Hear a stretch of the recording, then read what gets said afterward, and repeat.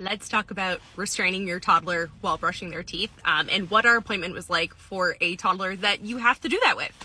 So when we went into the dentist's office, I was like, he hates this. We have to hold him down to brush his teeth or play the Miss Rachel / Raffi brush your teeth song, show him the video. That's the only way that it works.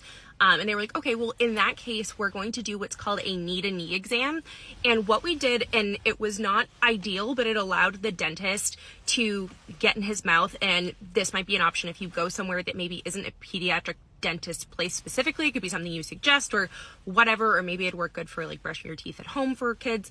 Typically when he's at home, I put him on the floor between my legs and like literally put my arms over his, or legs over his arms, and he's like a little starfish, and that's how I get in there. My husband holds the video, and it was kind of similar to like that. But what we did in the knee-to-knee exam was Teddy was sitting facing me, straddling me, so we had like his legs on both sides here. The dentist and I had our knees together, so we were sitting across from each other like you and me right now. And they had like this board that they put across my lap and the dentist's lap. It looked like kind of like a boogie board with sides. And we laid Teddy back and I held his hands.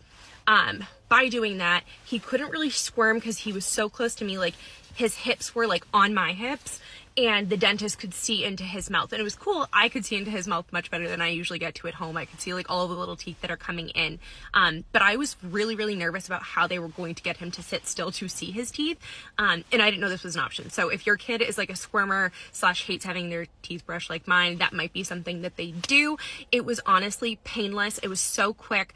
He only has, 8 teeth to look at, so it wasn't a very long time, but it allowed the dentist to see everything. And like, I didn't know that's what that setup was going to be like. I thought it was going to be more like him in a chair and them attempting to get in there, because I am not a pediatric dentist. Spoiler alert.